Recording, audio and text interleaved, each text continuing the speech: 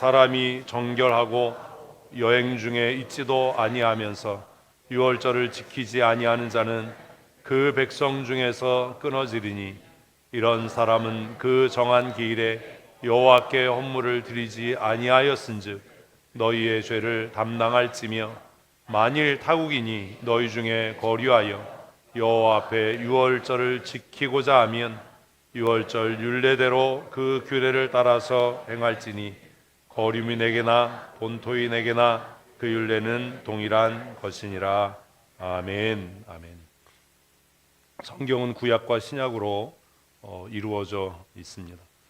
구약, 신약 공통된 것은 약속, 언약이라는 말입니다. 구약은 상징과 예표로 우리가 이해할 수 있습니다. 신약은 이 상징과 예표의 성취이고 완성이라고 우리는 이야기합니다. 그러면 무엇이 이 상징과 예표였던 것을 성취하고 완성시키셨는가? 그것은 예수 그리스도의 십자가입니다. 예수 그리스도의 십자가는 구약의 율법, 모세의 법을 예표이고 상징이었던 그것들을 실체화하고 또 비가시적이었던 하나님의 형상을 가시적인 사람의 모습으로 드러나게 하여서 예수 그리스도께서 십자가의 죽으심으로 그 구약의 언약들이 성취되고 완성된 것으로 우리는 이해합니다. 그래서 우리는 구약을 옛 언약, 다시 말하면 예수 그리스도 이전에 세워진 언약, 예수 그리스도를 대망하는 언약이라고 이렇게 정의할 수 있고, 신약은 새 언약, 예수 그리스도의 죽으심과 그의 삶을 통해서 성취되고 완성된 언약이라고 우리는 정의합니다. 이 구약과 신약 사이에 존재하는 예수 그리스도, 그것은 그저 단순하게 예수 그리스도의 현현, 하나님의 현현, 예수 그리스도의 십자가의 죽으심만을 이야기하는 것이 아니라 예수 그리스도의 삶과 그의 십자가의 죽으심 전체를 포함하는 것입니다. 그러므로 우리가 예수 믿는다라고 하는 것은 교회에 나와서 종교적인 행위, 종교적인 절차, 예식을 지키는 것이 아니라 그분의 삶을 본받아가고 닮아가는 것이겠지요. 사랑하는 성도 여러분, 오늘 성찬을 우리가 대하면서 예수님이 그저 나를 위해 고난당하시고 십자가에 죽으셨다라고 하는 그 자기 연민과 슬픔 속에 머물 것이 아니라 예수님께서 어떠한 삶을 사셨는지, 그분의 십자가는 무엇을 의미하는 것이었는지를 우리가 다시 한번 되짚어보고, 그러면 우리는 어떻게 살아가야 할 것인가 하는 것들에 대한 확신과 또 결단과 선택이 있었으면 참 좋겠습니다. 구약 성경이 예표한 그리스도의 십자가, 그것을 우리가 함께 읽은 민수기는 너무나 선명하게 요약을 합니다. 하나님께서 모세를 통해서 이스라엘 백성들에게 가르치고 명령해라라고 말씀하셨고, 그 명령의 내용은 이와 같습니다. 다시 한번 우리 읽어보십시다. 너희나 너희 후손 중에 시체로 말미암아 부정하게 되든지 먼 여행 중에 있다 할지라도 다 여호와 앞에 마땅히 유월절을 지키되 둘째 달 열넷째 날 해질 때에 그것을 지켜서 어린 양의 무교병과 쓴 나물을 아울러 먹을 것이요 아침까지 그것을 조금도 남겨두지 말며 그 뼈를 하나도 꺾지 말아서 유월절 모든 규례대로 지킬 것이니라. 아멘. 우리가 몇 절의 성경을 읽었습니다. 세 절을 읽었죠. 여러분 무엇을 발견하셨습니까?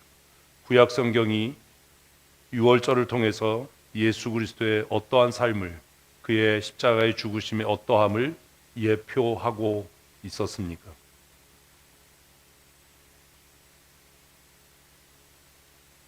그러니까 잘 읽어야 돼요.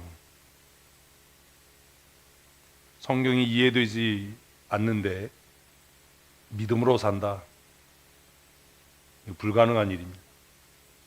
예수 믿으면서도 자신의 생각과 고집 속에 살게 되는 이유가 뭐냐 하면 그리스도의 십자가는 묵상하는데 그분의 삶이 무엇인지 이해하지 못하기 때문입니다. 제가 여러 번 말씀드린 대로 믿음 있는 사람이 고집 셀 수 없고 고집 센 사람이 믿음의 사람일 수 없습니다. 다시 한번 우리 본문을 정신 차리고 읽어보십시다. 여호와께서 모세에게 말씀하여 이르시되 이스라엘 자손에게 말하여 이르라. 모세를 통해서 하나님은 이스라엘 백성들에게 말씀하셨습니다. 지금도 하나님은 하나님께서 세우신 하나님의 사람들을 통해 하나님의 말씀을 전하시는 줄로 믿습니다. 그래서 우리가 읽었던 묵상했던 역대기에서 하나님을 신뢰하라라는 말과 함께 그 뒤에 나온 말씀이 뭐예요? 하나님의 선지자들을 신뢰하라라는 말이었습니다. 하나님이 세우신 사람을 신뢰하지 않는 사람이 하나님을 신뢰하는 사람이 될 수 없다라는 것이고, 하나님께서 세우신 하나님의 사람을 통해서 선포되고 증거되는 말씀에 순종하지 않는 사람이 하나님께 순종하는 사람일 수 없다라는 말씀일 겁니다. 하나님께서 직접 표적을 통해서, 이적을 통해서 이스라엘 백성 모두에게 이 말씀을 전달하실 수 있었지만, 하나님은 하나님께서 세우신 누구를 통해서요? 모세를 통해서 이스라엘 백성들에게 말하라라고 말씀하십니다. 그리고 무엇을 말씀하셨습니까? 한번 조용히 읽으시고 이것이 이야기하는 것이 무엇인지 정리해 보십시오. 무엇을 명령하신 겁니까? 중요한 표현이 무엇입니까?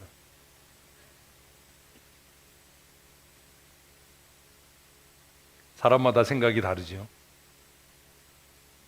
이제 여전히 비겁해서 대답을 안 하지요. 중요한 게 뭐예요?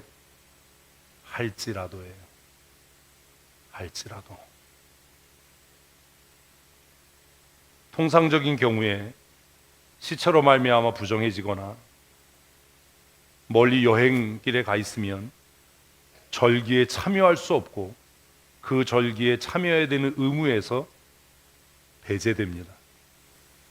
그런데 유월절 규정에 굉장히 독특하고 강력하고 특별한 점은 시체로 말미암아 부정해졌다 할지라도, 시체로 말미암아 부정해졌다라는 말은 모든 부정의 최고점입니다. 유출로 인해서 부정해질 수도 있고 부정한 물건에 접촉해서 부정해질 수도 있습니다. 그런 사람들이 절기에 참여하려면 먼저 정결의식을 했어야 되고 그 정결의식을 마치지 못하면 절기에 참여할 수 없었습니다. 안식일 예배에도 참여할 수 없었습니다.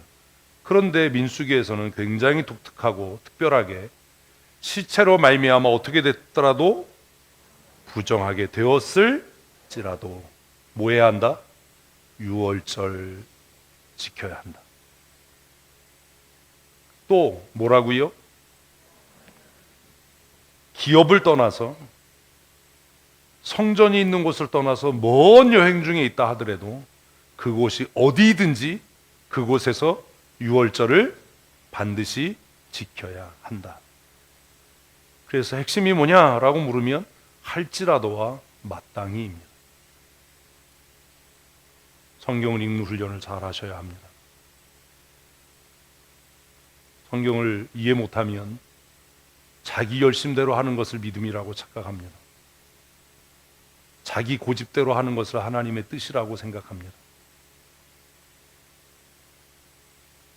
믿음으로 산다는 것은 내 삶의 관성이나 내 뜻, 내 고집대로 하는 것이 아니라 오직 무엇대로? 하나님의 말씀대로 사는 것이기 때문입니다. 그래서 우리가 이 본문을 통해서 깨닫게 되는 것은 어떠한 경우에라도 뭐 해야 한다? 크게 어떠해야 한다? 성찬에 참여해야 한다. 어떠한 경우에라도.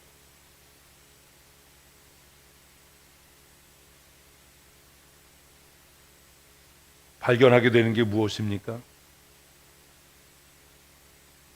유월절을 지키는 방법입니다. 뭘 보지요? 유월절의 완성이신 어린 양을 대신하는 예수 그리스도를 우리는 발견합니다. 그리고 그 유월절에 참여한다는 것, 우리에게 적용한다면 예수 그리스도를 본받아 성도로 산다는 것은 어떤 삶이라는 거예요? 무교병을 먹고 쓴나물을 먹는 것 같은 삶일 수 있을 거라는 겁니다. 예수 믿는 일 쉬운 일 아닙니다. 신앙생활하는 일 만만한 일 아닙니다. 예수 믿고 신앙생활하는 일은 발효되지 않은 빵, 딱딱한 빵, 아무 맛도 없는 그 질긴 무교병을 먹는 것 같은 인생을 살게 되는 일일지도 모릅니다.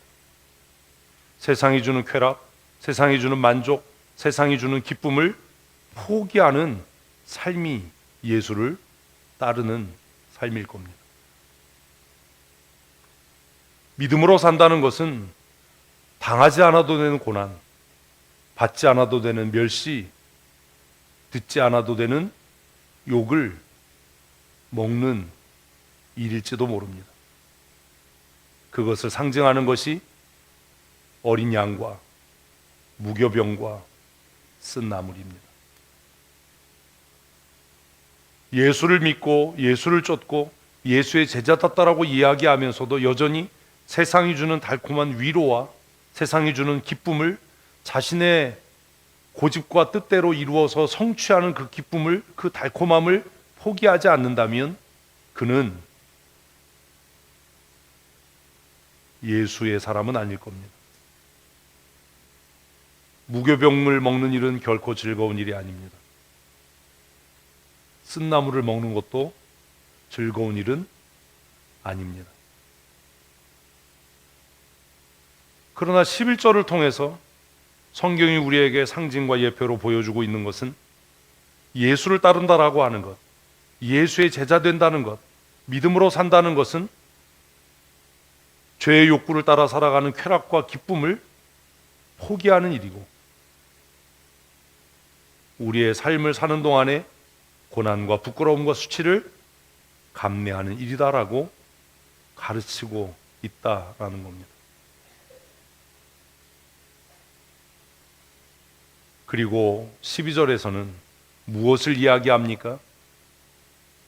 그것을 아침까지 조금도 남겨두지 마라라고 이야기합니다.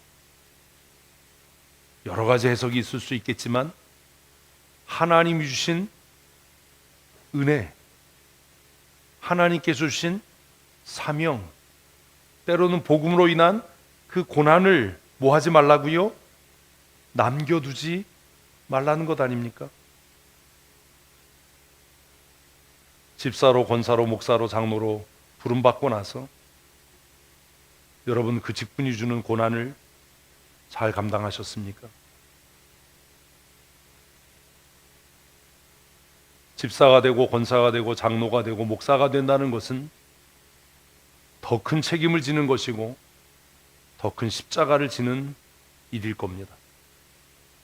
그런데 그 일을 감당하면서 책임지고 싶지 않고 헌신하고 희생하고 싶지 않고 대가를 지불하고 싶지 않다면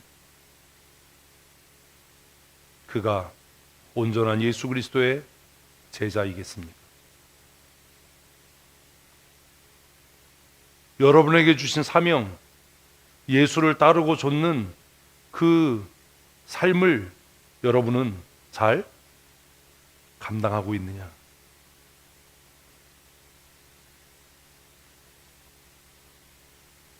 그리고 그 헌신은 온전해야 합니다. 그 뼈를 하나도 꺾지 말아서. 이것은 문자적으로 예수님께서 십자가에 죽으시고 난 이후에 성취된 것으로 신약은 기록합니다. 여러분의 헌신은 혹시 절름발이 아닙니까? 우리의 예배는 불구가 아닙니까? 예배의 자리에 나와 있으나 우리의 마음은 다른 곳에 가 있고, 예배의 자리에 나와 있지만 전심으로 하나님을 예배하지 못하고 몸과 마음과 생각이 분리되어져서 몸은 여기에 있는데 마음은 다른 곳에 가 있고, 예배 위에 우리가 해야 될 사역에 우리의 마음이 가 있다면 우리의 예배가 하나님이 받으실 만한 온전한 제물이겠냐라는 겁니다. 유월절 어린 양으로 이 땅에 오신 예수 그리스도는 이 말씀을 문자적으로 성취하셔서 그가 십자가에서 죽으실 때 단 한 방울의 물도 단 한 방울의 피도 남김없이 다 쏟으셨을 뿐만 아니라 그의 뼈가 꺾이지 않는 온전한 상태로 하나님 앞에 대속의 제물이 되셨던 것을 우리는 조금 아까 찬송했고 우리는 성경을 통해 알고 있습니다. 여러분의 헌신은 온전합니까? 목사는 목사답고 장로는 장로답습니까?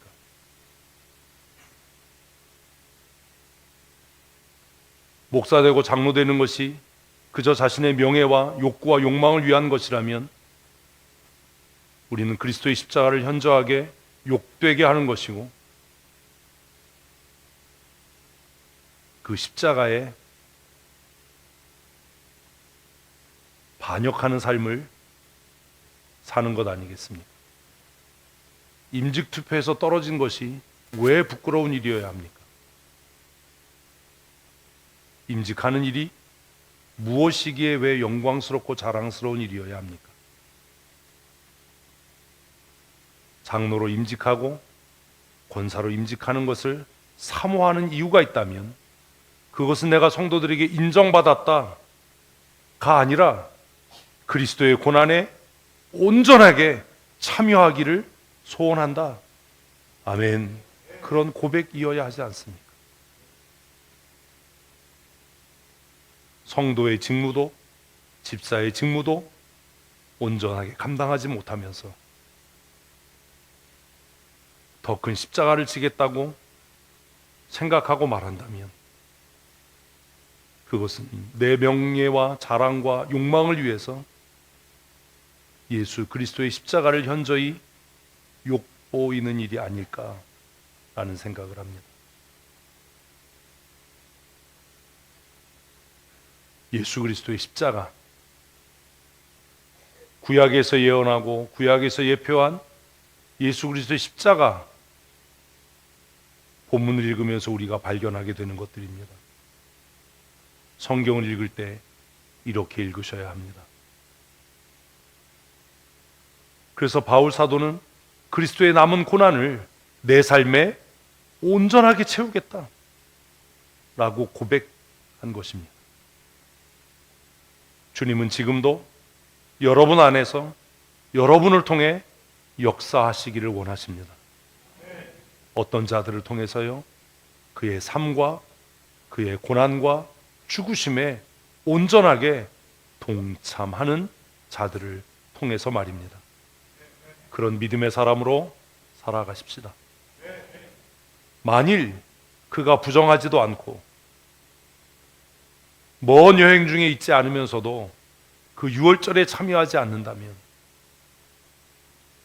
그는 그 백성 중에서 반드시 끊어질 것이라고 성경은 경고합니다. 성찬에 참여한다는 것이 무엇을 의미하는지 우리가 고민하고 돌아보고 결심해야 할 말씀이라고 생각합니다. 유월절에 참여한다는 것은 단지 그 예식에 참여하는 것을 말하는 것이 아니라 하나님 앞에 무엇하는 거라고요? 내 삶 전부를 헌물로 드리는 것. 그래서 이런 사람은, 그 유월절에 참여하지 않는 사람은 여호와께 헌물을 드리지 아니하였은즉 그가 그의 죄를 담당하고 죽음에 이르는 것이 합당하다라고 성경은 우리에게 말씀하고 있다는 겁니다. 성찬에 참여하는 것은 그저 예식에 참여하는 것이 아닙니다. 성찬에 참여하는 것은 내 삶 전부를 하나님이 받으실 만한 아름답고 거룩한 헌물로 주께 드리는 것입니다. 아멘. 그러므로 이제 내가 가난하든 병들었든 그것과 관계없이 하나님은 나의 약함을 통해서라도, 나의 병듦과 나의 가난함을 통해서라도 영광을 받으실 것입니다. 건강해지면 좋겠지요. 부자가 되면 얼마나 좋겠습니까? 그러나 사실 건강해지고 부자 되려고 하는 것은 하나님의 영광이기 이전에 내 욕구와 욕망 아닐까요?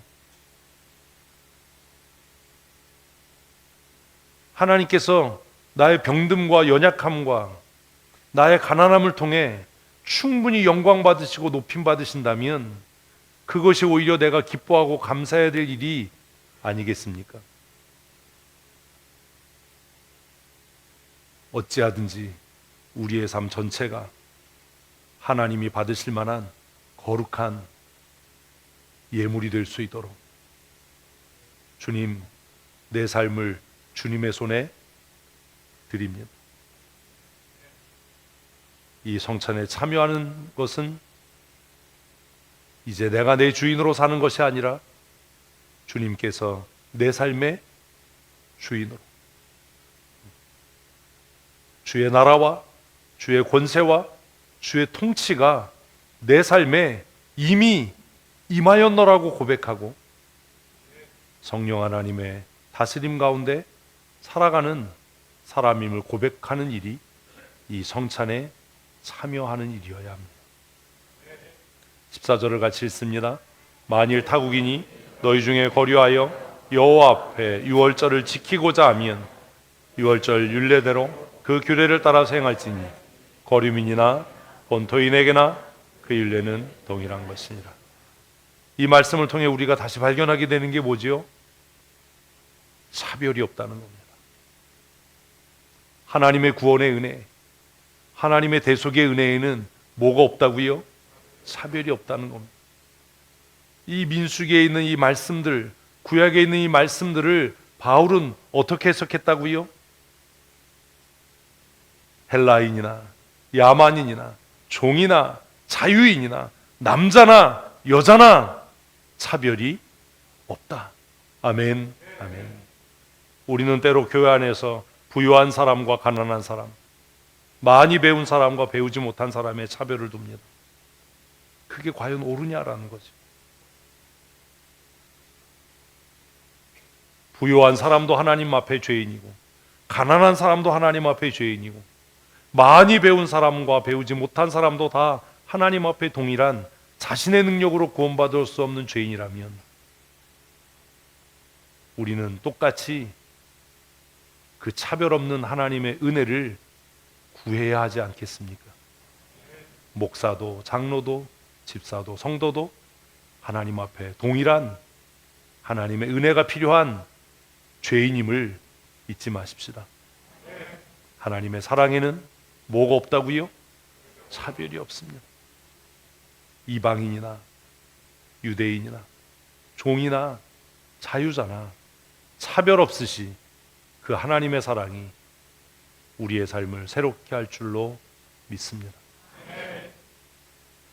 유월절에 대한 그러면 예수님의 해석은 어땠을까요?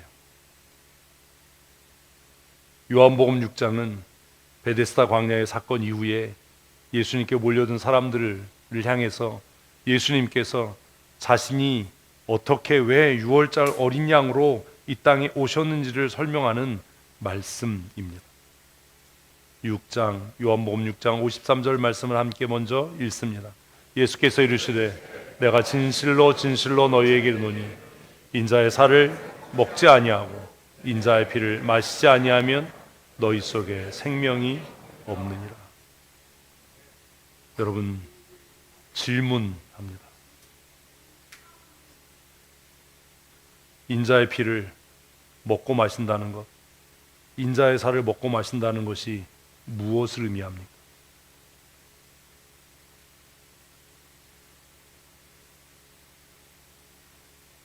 이게 아멘 한다고 해결될 일이 아닌 거예요.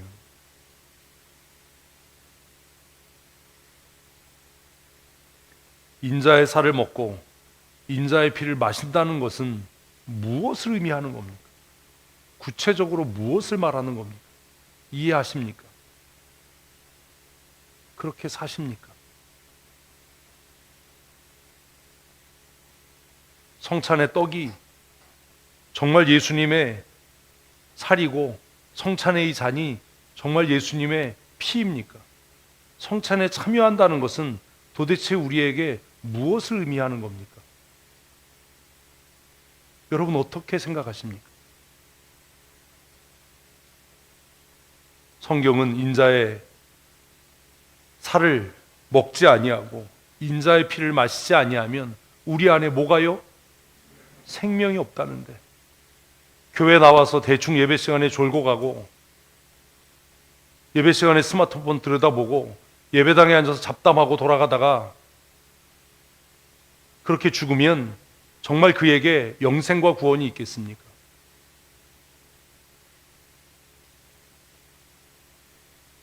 정말 그렇게 생각하십니까?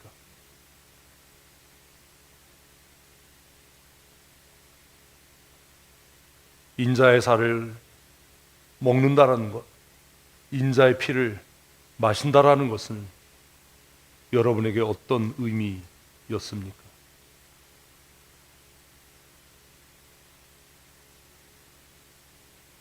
왜 답을 안 하십니까?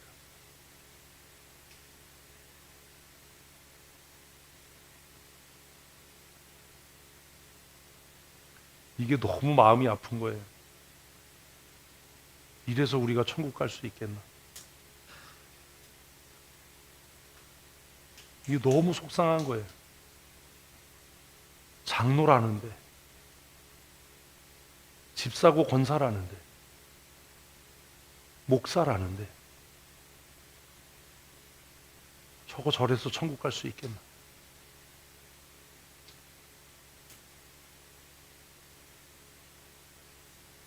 자기 자존심 조금만 상하면 교회가 뒤집어지든지 어쩌든지 난리를 치고,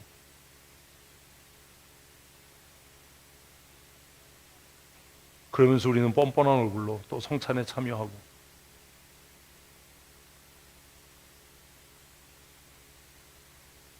너무 그게 속상한 거예요.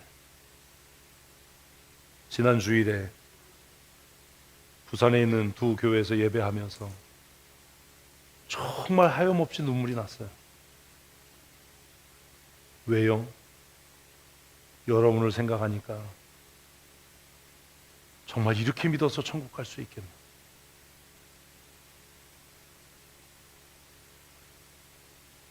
천국 안 갈 거라면 이렇게 힘들게 신앙생활할 필요가 없지 않겠나?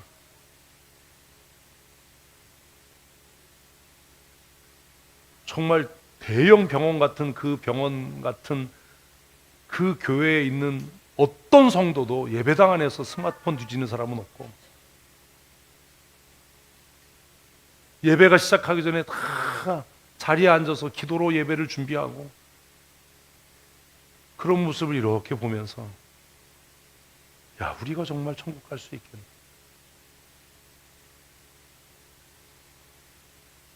우리가 천국 간다면 하나님이 불의하신 거 아닌가?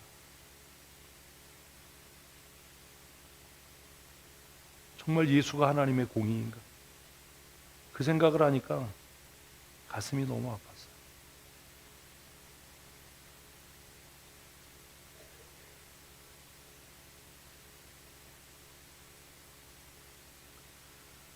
그 살을 먹고 그 피를 마신다는 것이 그저 단순하게 성찬에 참여하는 종교적인 행위를 말하는 것인가? 계속해서 성경을 읽어보십시다. 내 살을 먹고 내 피를 마시는 자는 영생을 가졌고 마지막 날에 내가 그를 다시 살리리니 내 살은 참된 양식이요 내 피는 참된 음료로다. 내 살을 먹고 내 피를 마시는 자는 내 안에 거하고 나도 그의 안에 거하나니. 답을 찾으셨습니까? 답이 되셨습니까? 묻습니다. 여러분 안에 예수 그리스도께서 거하신다면 어떻게 그렇게 말하고 어떻게 그렇게 행동할 수 있습니까?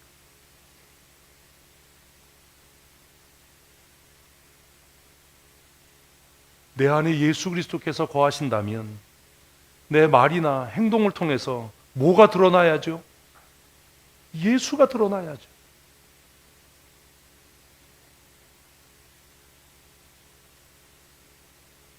내 껍데기가 어떻게 생겼든지, 내가 어떠한 배경의 사람이든지 내 안에 그리스도께서 계시다면 우리의 생각하는 방식이나 말하고 행동하는 앉아있는 태도를 통해서라도 뭐가 보여야죠? 예수가 보여야 하지 않습니까?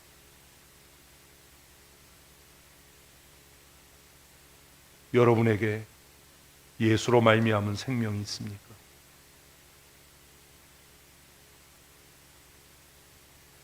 예수 그리스도와 연합되셨습니까? 주님의 주권과 주님의 통치가 내 안에 이루어지고 있습니까? 수십 년을 한 교회에서 신앙생활하는 성도들이 여러분을 보면서 저 사람은 하나님의 통치와 다스림 속에 살고 있어라고 누군가 고백한 적이 있습니까? 저 사람의 말을 들으면 하나님의 말씀을 듣는 것 같다. 저 사람과 대화하면 마치 담임 목사님과 이야기하는 것 같다.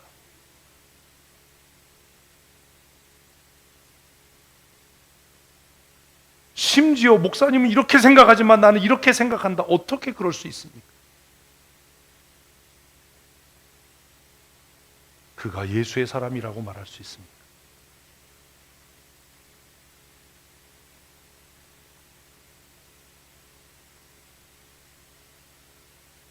그리스도의 살에 참여하고 그리스도의 피에 참여한다는 것은 이제는 주님께서 내 안에 거하셔서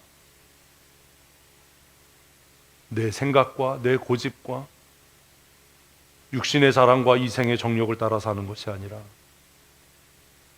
하나님의 뜻을 따라 살아가는 삶을 사는 것입니다. 힘들 겁니다. 불안할 겁니다. 어려울 겁니다. 그래도 우리가 그 길을 가야 하는 이유는 그 길의 끝에 생명이 있기 때문입니다.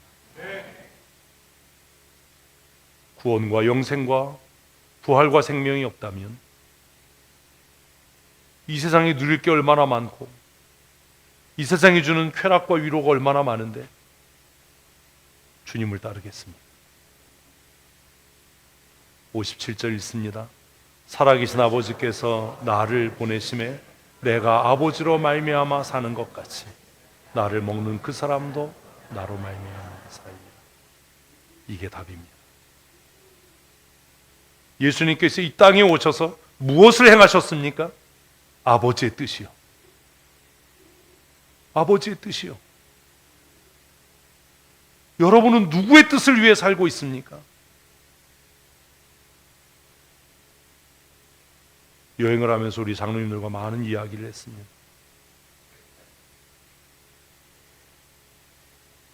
목사를 통해서 세움받은 장로라면 내 생각, 내 고집이 아니라 무엇을 위해서 목회자의 뜻을 따라 살아야 되지 않습니까?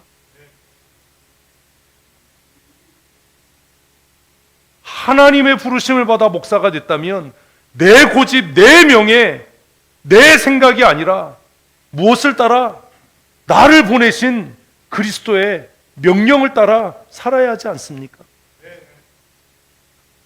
누릴 수 있는 돈이 없어서가 아니라, 누릴 수 있는 자격이 없어서가 아니라 그리스도의 뜻을 살기 위해 스스로 고난당하는 삶을 기쁨으로 살아야 하는 것 아닙니까? 예수님께서 누구로 말미암아 사셨던 것 같이 아버지로 말미암아 사셨던 것 같이 하나님 아버지의 뜻과 예수님의 그 본성이 심하게 격돌했던, 충돌했던 순간은 겟세마네 동산입니다. 흐르는 땀방울이 핏방울이 되도록 예수님께서는 자신의 자아와 하나님의 뜻 사이에서 갈등하고 투쟁했습니다. 그 갈등과 고민이 얼마나 극심했던지 흐르는 땀방울이 핏방울 같았다라고 성경은 기록합니다. 그러나 그 극심한 갈등과 대립의 결과가 무엇이었습니까? 내 뜻대로 마시고 아버지의 뜻대로 되기를 원합니다. 여러분은 그렇게 살고 있습니다.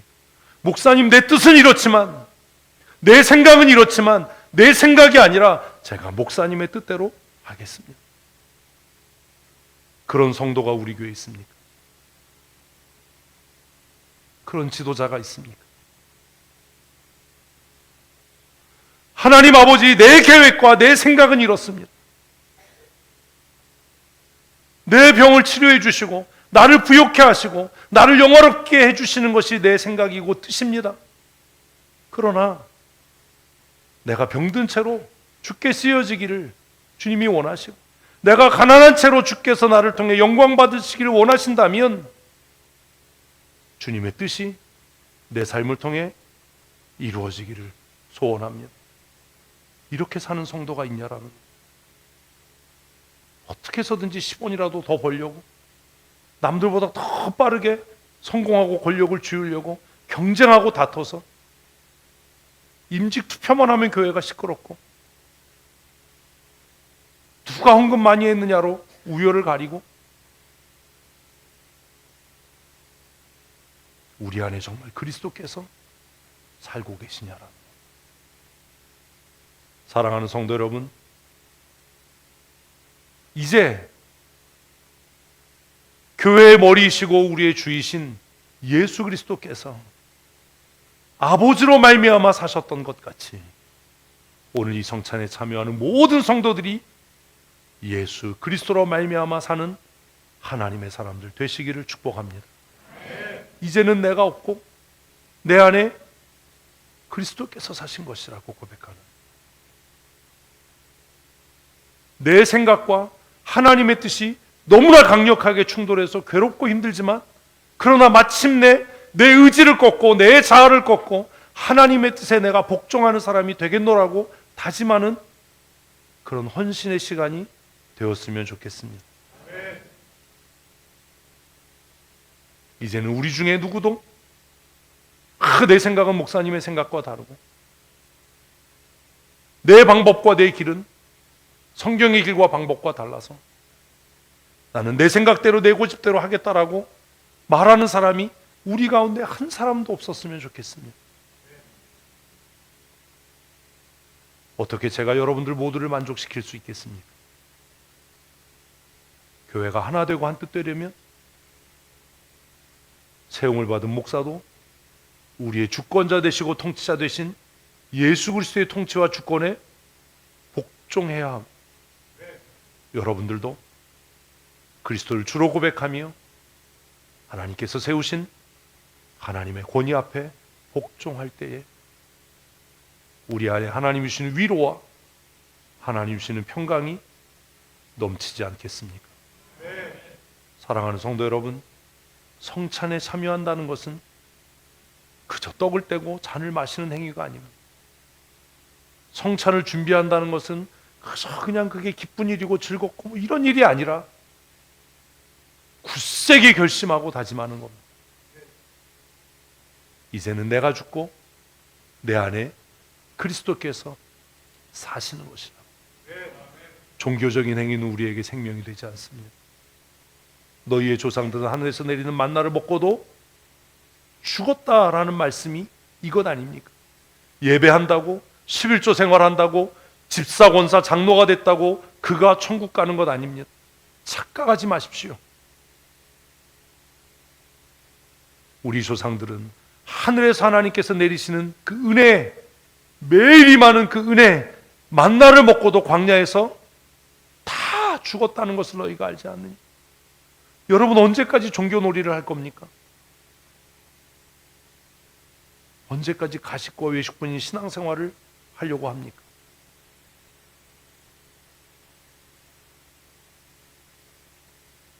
성찬에 참여한다고 해서 우리가 하나님 나라에 이르는 것이 아니라, 성찬에 참여하는 일을 통해서 이제는 내 안에 그리스도께서 사신 것이라고 고백하고, 내 생각과 내 열심과 내 뜻이 아니라 우리를 향하신 하나님의 뜻, 우리를 위하여 대속의 제물 되신 예수 그리스도의 거룩하신 삶의 발자취를 따라 우리가 살아갈 때 이 성찬의 떡과 잔이 하나님이 우리에게 주시는 생명의 양식이 될 줄로 믿습니다. 이 떡을 먹는 자는 영원히 살리라 하신 말씀대로 예수님께서 가신 그 길을 따라 걷는 자들에게 하나님께서 영생에 이르는 은혜와 복을 주실 것입니다. 이제 결정하셔야 합니다. 새로운 삶을 사시겠습니까? 아니면 과거와 같이 변함없이 종교적인 행위와 가식과 위선에 머물면서 내 고집대로, 내 생각대로, 내 판단대로 사는 옛삶을 사시겠습니까? 오늘 이 성찬에 참여하면서 저를 포함해서 우리 모두가 새로운 삶을 사는 믿음의 사람이 되기를 소원합니다. 예수 그리스도께서 우리 교회의 머리가 되시고 우리 각 사람의 통치자와 주권자가 되셔서 새로운 삶을 사는 하나님의 자녀됨의 권세와 능력을 경험하고 나타내고 누리며 살아가는 믿음의 사람으로 살아가십시다. 하나님, 그리스도와 함께 내 자아를 십자가에 못 박고 주님께서 보이신 그 생명의 길을 나도 걸어가려 합니다. 좁은 길로 가라고, 좁은 문으로 들어가라고 말씀하시고 명령하신 그 명령을 따라 두렵고 또 근심되지만 주님 가신 이 길을 우리 함께 걸어가려고 합니다.